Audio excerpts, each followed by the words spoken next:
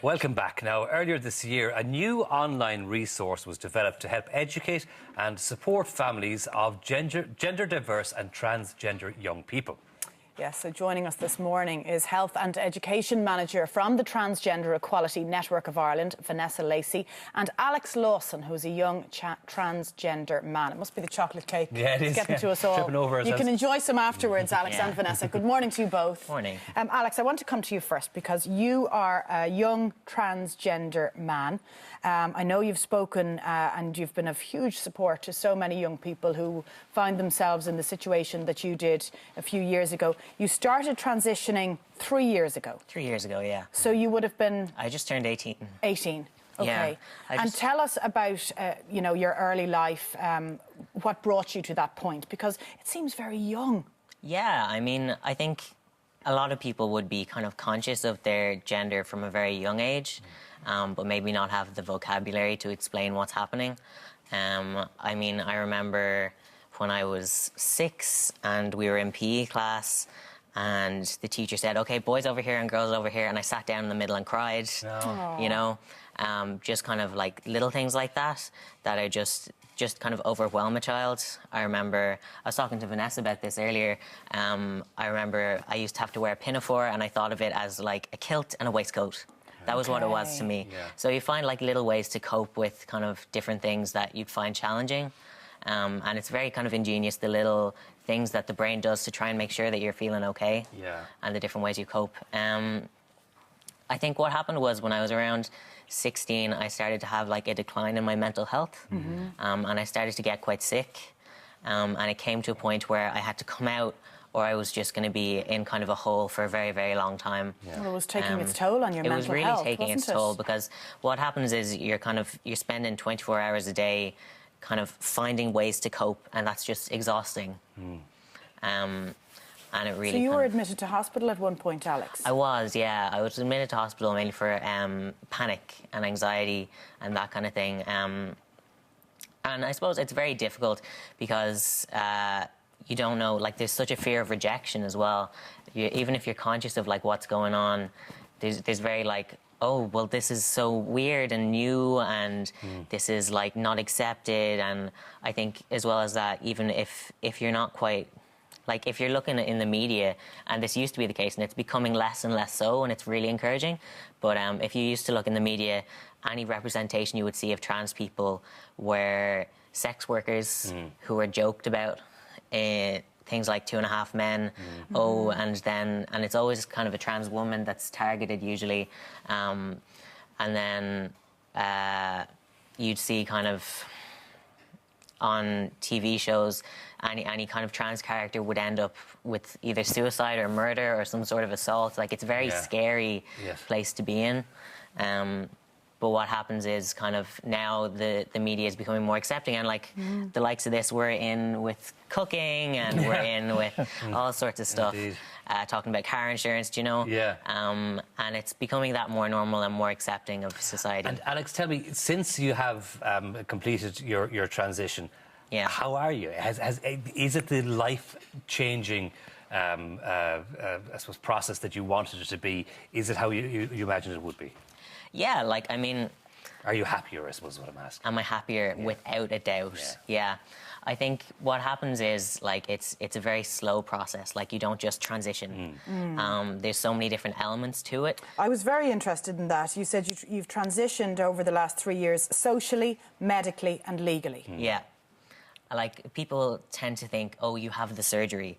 But, like, there is no such thing as the surgery. There's lots of different ways to transition. Like for me, the biggest one, like people tend to focus on the medical aspects.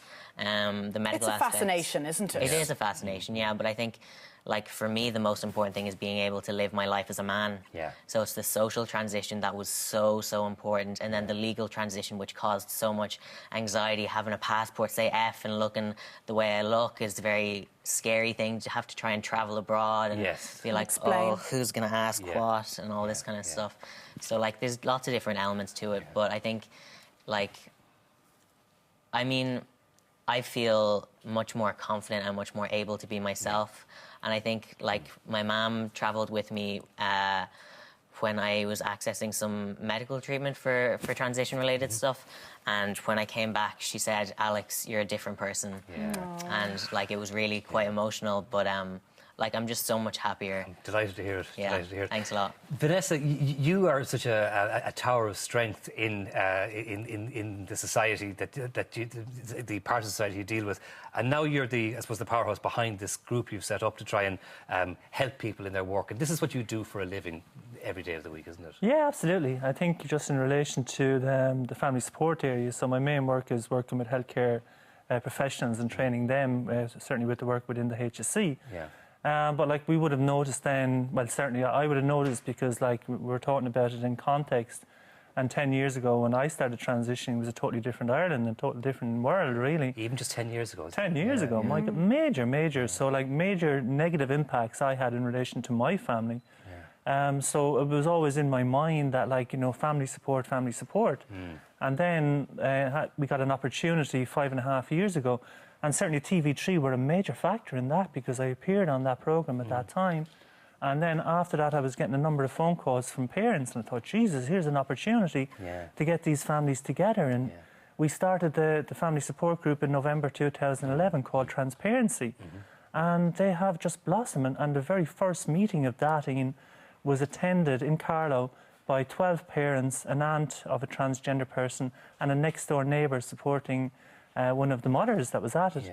But currently we have 240 families on our database. And you're working with schools and with the Gardaí as well, areas that we might not necessarily think of. Well, I think it's like approaching this, as Alex alluded to, like you have the sensational aspect in regard to surgical procedures. And Jesus, like, that's only a small percentage. It's human nature, though, isn't it, for people to be fascinated with what happens or how is it done? But we're moving. I think we're starting to move away from there. And the way, like Tenny tried to approach this, is in a holistic sense. So you're looking at the young person, you're looking at the family member, you're looking at the healthcare needs, school, Gardaí, you're looking at all the different elements. And a major factor of that as well is, as I mentioned, media coverage. Because what's happening is you're changing social attitudes. So people are watching this and they're thinking, Jesus, I would have thought transgender was this, but then you have like these people explaining it. So you're here demystifying the issue, and I think that's where you kind of get into the hub of the phobias, the transphobias and the homophobias, and normalising it. And Vanessa, in terms of those phobias, I mean, I know the country has come a long way, but is that something, a question to both, is that something that you would still experience in your daily lives? Is there sort of a negative attitude you come across that much? Yeah, I think there's an ignorance, of course, but also there's a willful ignorance. And I think the willful ignorance is definitely the problem. But the ignorance, once people are willing to engage and learn about the issue and have an understanding, I said that's just an ignorance, and people will move along, and hopefully programmes like this will assist that. But there's a willful ignorance, and there can be an underlying willful ignorance, and I think that's where we need to address that, whether it's in school, whether it's in employment, whether it's in society. And really, people just need to sometimes just to cop the heck on. Really, you know? I like the way you put it, Alex, that you're in between cookery and fashion and all sorts of other magazine topics. If there's a boy or a girl watching this morning and feeling the way you did a few years back, what would you say to them, or maybe to their family members who aren't sure how to cope with it? Yeah, I mean, to their family members, I would definitely be saying try and link in with Transparency. I think, like, my parents went to Transparency and it made a world of difference, because, like, something that Vanessa would talk about a lot is this idea of something called ambiguous loss. So you kind of have to, like, grieve for the idea of the future that you had for your child. So my mom definitely had to grieve for the idea of seeing me in a wedding dress. That's never going to happen. You know, so all this kind of stuff. Like, it can be very difficult to, like, envision a whole new future for your child. And that can be very difficult. And it can also be very difficult when you're thinking, it's like sometimes the most innocent thought is just, oh God, this is going to be such a hard life. You know, and people find that very difficult. But I think once you're in supportive environments, it makes such a huge difference. And hearing other families' experiences of it and seeing that it's not all doom and gloom and it's not the end of the road. There's very much an idea that, like, a trans person has to hate their body. No, they don't. Like, I'm quite comfortable in my body.